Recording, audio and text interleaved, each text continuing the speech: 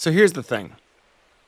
I've never really been a comic book guy. Something about the format just never appealed to me. While growing up, the extent of my experience with comics was the funny pages in the local newspaper and a solid collection of Calvin and Hobbes anthologies. I like superheroes and scary stories as much as the next crab, but anytime I tried to read a graphic novel or full-issue comic, I always felt like I was missing something in the experience. By contrast, I absolutely love the MCU. I like big action, I like world building, I like corny sight gags, and I like that I can get a little high or a little drunk before watching without fear of something going over my head. I don't care if it's cinema or not because I enjoy amusement park rides. That being said, the never-ending nature of the MCU story can be exhausting. On the one hand, the soap opera model of perpetual storytelling makes sense because in real life, there's never really an ending to anything, it's just change. You could say that a person's story ends when they die, but that person's life is never a self-contained story.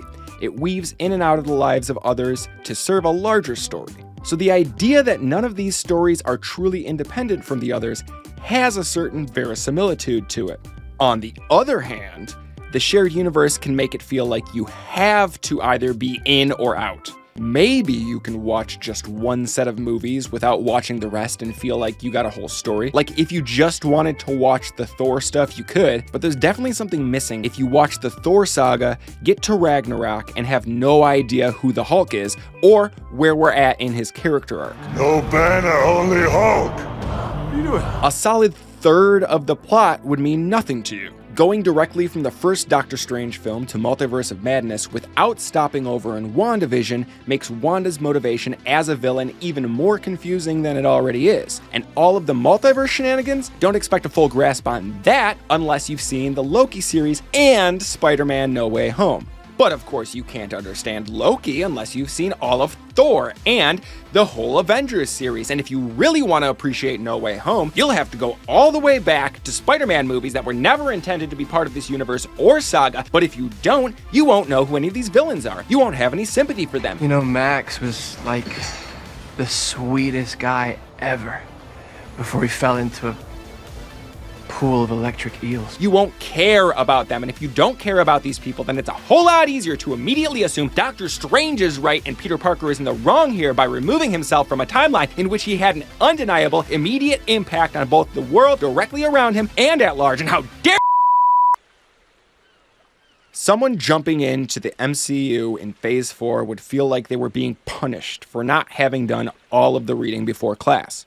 Part of what makes great stories great is the catharsis of a satisfying ending. Part of what makes the best writing great is natural exposition. As a critical viewer, you can look at the beginning, middle, and end of a story and evaluate whether you feel like it did the job. Storytelling in the MCU these days must be especially easy because you don't have to worry about the beginning or the end, it's all middle, middle, middle. At the same time, storytelling in the MCU these days must be especially difficult because you've got to somehow satisfy your audience while not being allowed to provide that cathartic closure for fear of squandering further monetization potential of a valuable IP. You can never truly do the job. Nothing in the MCU can just be consumed in one sitting and enjoyed for what it is. Nothing can exist solely in the moment of itself, free from the shackles of past and future texts. All of this is to say, I was surprised and delighted after watching the recent MCU Halloween special, Werewolf by Night. I'm gonna get into the story a bit now, so if you haven't seen it yet, this would be a good time to pause the video and go watch it. But wait, this is the first video I'm making for this channel, and I want to start off on the right foot with the algorithm, so you have to promise that you'll leave this tab open and come back to watch the rest when you're done. Deal? Okay, see you in about an hour. For the rest of you, who either already saw it or don't mind a bit of spoiling, here's a quick refresher. From the title opening sequence, everything about the visual styling says, hey, this is the one we're gonna do like an old monster movie, okay? A narrator gives us a bit of exposition where we learn that Ulysses Bloodstone, keeper of a vaguely powerful MacGuffin called, get this, the Bloodstone, has died. All of the top monster hunters, who have never met before, are gathering for his funeral and to decide who inherits the magic necklace. The first character we see turns out to be our protagonist, Jack Russell, and as if naming the character after a dog breed wasn't enough, We get this line from the narrator as we pan up his snazzy outfit. And woe to the monster who finds itself among them. We don't technically know that he's a werewolf for much of the film. We haven't even learned this character's name yet. The language of filmmaking is telling us, hey, it's this guy.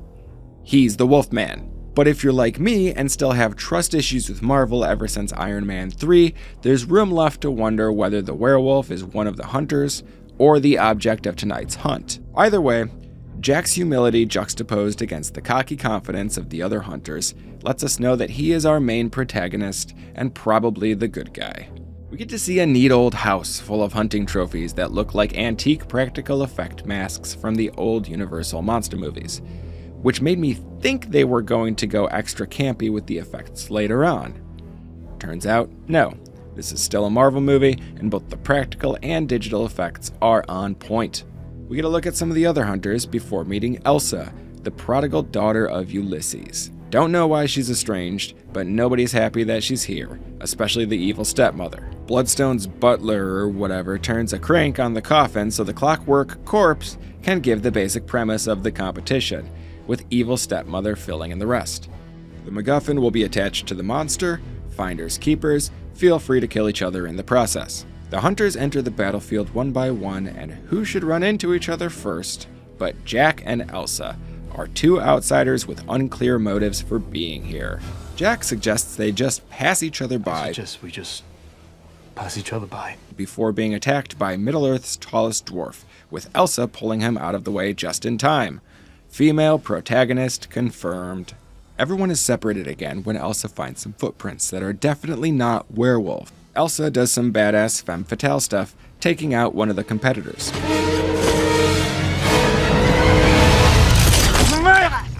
Meanwhile, Jack gets jump scared by the monster, who my partner promptly informs me is known as Man-Thing. Jack doesn't get his head ripped off because they're friends, and the real reason he's here is to help it escape.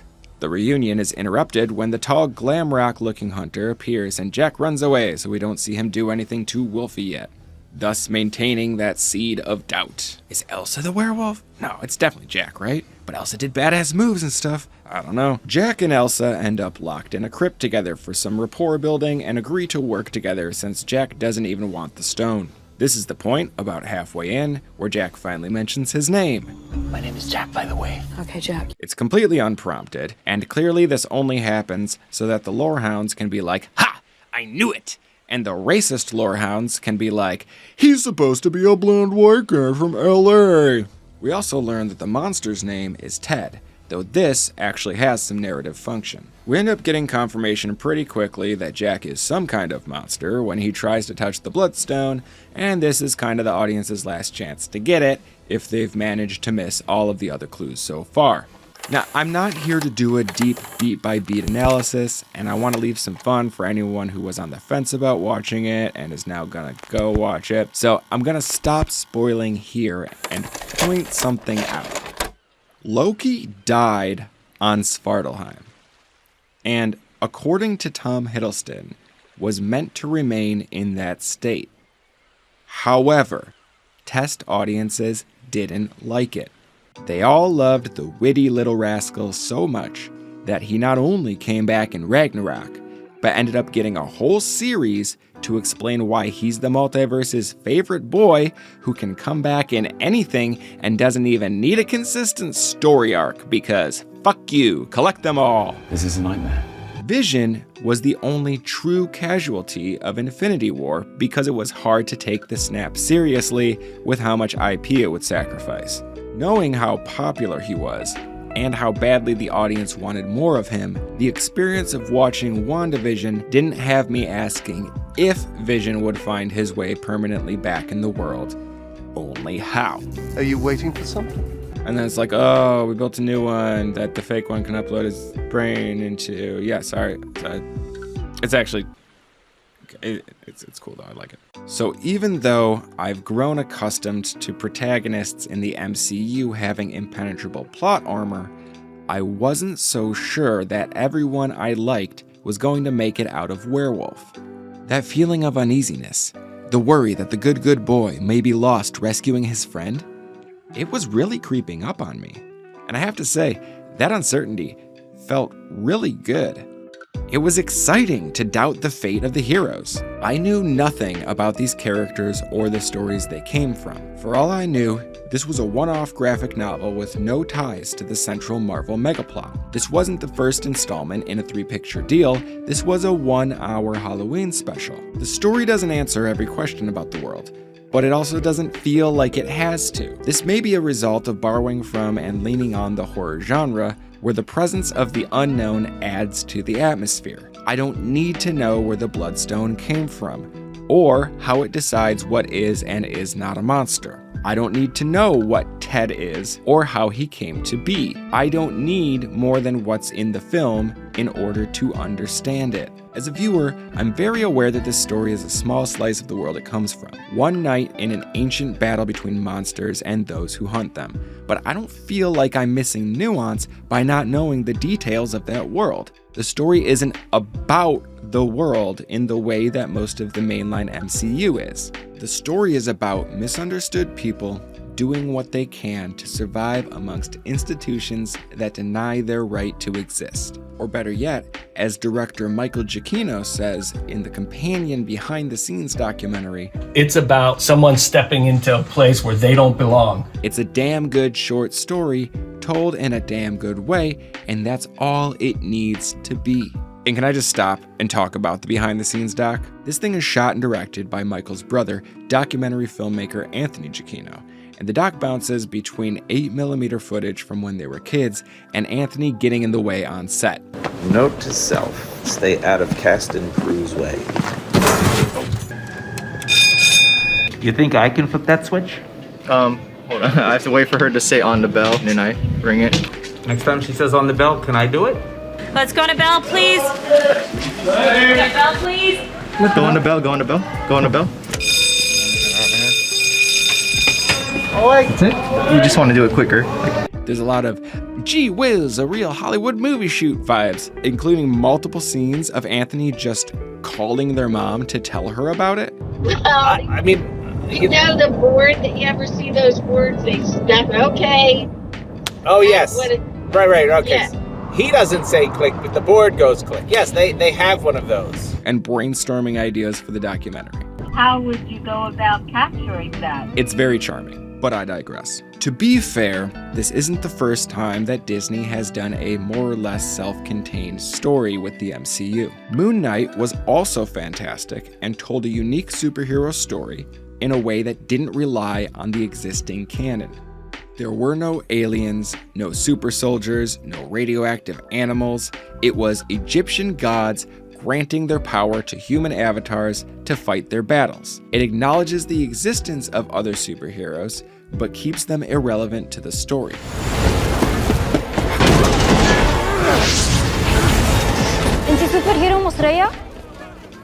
If you wanted to, you could watch Moon Knight and nothing else, and you wouldn't be missing a thing. But it still begs itself for a sequel series. I don't think spoiling the ending would help my point here, so I'll just say that you get the kind of, hey, stay tuned slap in the face that you've come to expect from an MCU post-credit scene. You also have, in Moon Knight, the potential end of life as we know it involved. These are gods of ancient Egypt. Why should they be any less powerful and influential than the old Norse gods? If Thor can be an Avenger, why not the avatar of Khonshu? If the machinations of one set of gods can threaten all of humanity, why not another? The result is that it still feels like it wants to tie in at some point down the line. It feels like part of the MCU. Werewolf by Night, on the other hand, feels like its own story. The stakes are high within the presented world of the film, which centers around a major event in Monster Hunter society and, by extension, the lives of monsters. The very nature of this ritual ensures not only a change in power dynamics, but also the loss of multiple leading respected members of the community. However, it's a small story in that it could be taking place in our world at this very moment, and we would have no way of knowing. It's a story personal to the characters and the small community they share. This is what I, and I think a lot of other people, would like to see more of from Marvel going forward.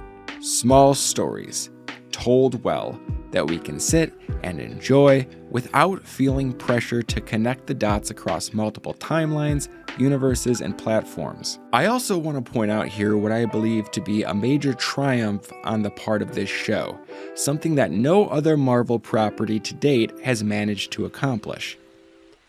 It got me to read a comic. While I was watching, something about the style, the cinematography, the framing of the shots made me think, this feels like a comic book. I was drawn into the style and aesthetic in the same way so many of us were when Frank Miller and Robert Rodriguez so beautifully adapted Sin City to film. But then I remembered that I don't read comic books and am thus a very poor judge of what does and does not feel like one. So I would have to read at least a few comics if I wanted to find any obvious connection between the art of the comics and the cinematography of the film. It was then that I was informed that Werewolf by Night is not a short story one-off.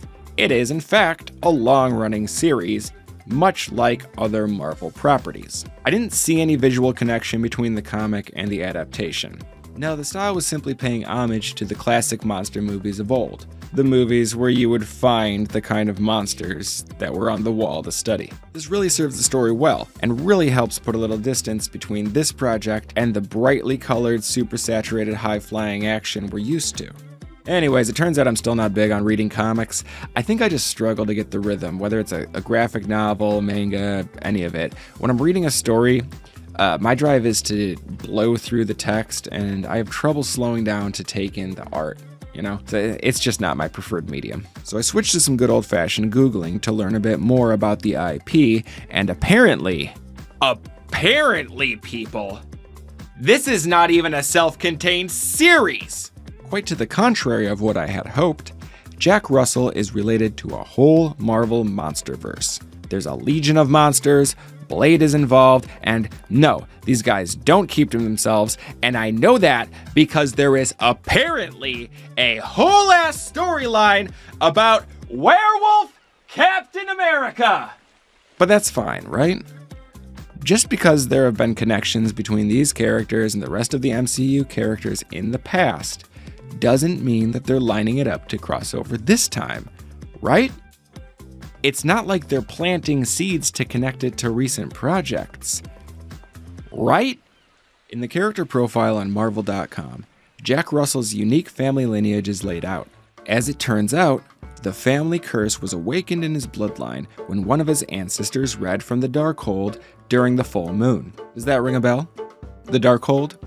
What if I called it the Book of Sins, or the 𝖂𝖊𝖌𝖍𝖙 Book of the Damned? That's right. The book that Wanda obtains at the end of WandaVision, the central MacGuffin from Multiverse of Madness, is intimately connected to this fun little one-off monster movie's central character. I didn't remember them mentioning the Darkhold in Werewolf, so I took another look, this time specifically watching for Easter eggs, which is when I saw this, right there.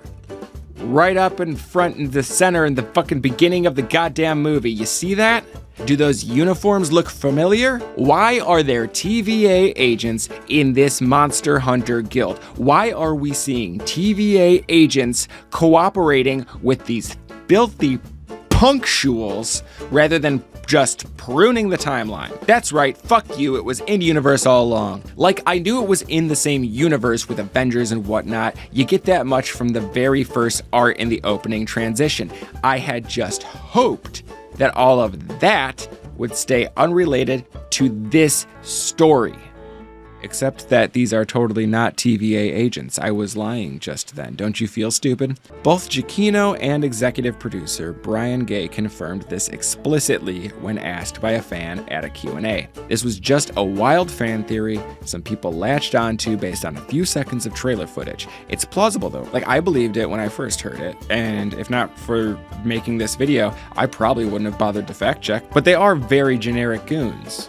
Like, they're just folks in riot gear. They have stun batons, not pruning batons. It's a whole unrelated thing, but people wanted to see it so bad. They just assumed that something had to be connecting it. This has to be all part of something else. Ah, yeah, the TVA agents are assisting the monster. Like, that's so dumb. Why would the TVA agents assist monster hunters? It's absolutely ridiculous. They would just prune the timeline and just keep it on a time. If they don't want the monster hunters to do stuff, they'll just keep it on a timeline where they don't do that stuff, you know? I don't know. 𝖂𝖊𝖗𝖋 is a composer who has worked on Marvel projects in the past, with this being his directorial debut.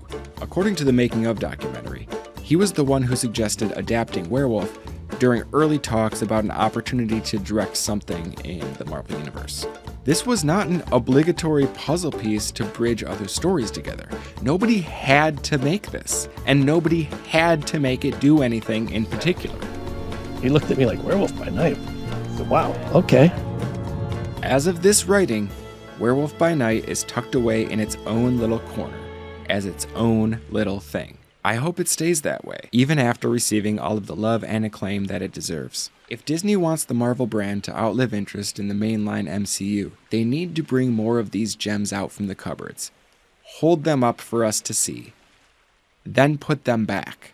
Let this thing just be its own thing and not a launch pad for the adventures of Jack and Ted. But I can't sit here and say that's what they should do, because I don't know for certain that expanding the brand is what they really want. This show reinforced my trust in the Marvel brand. I think that if they continue to put out more of these separate stories that can stand on their own, they'll be creating the opportunity to produce even more of the content that came bundled with the MCU. Instead of signifying, hey, you definitely need to see this if you want to keep watching, but don't bother if you're not caught up, the Marvel name could mean simply, hey, you're going to get some fun characters, cool action, and a handful of Easter eggs for those in the know.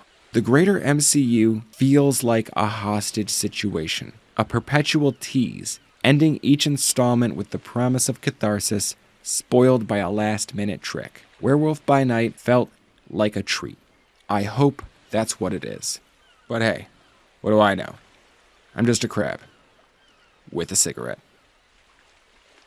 If you liked this video and you want to see more of this kind of stuff, please drop a like and subscribe. And hit the bell, because I don't know how often these are going to be put out. And you want to make sure you see it, the next one, right? This is my emotional support cigarette. Don't smoke. It's bad for you.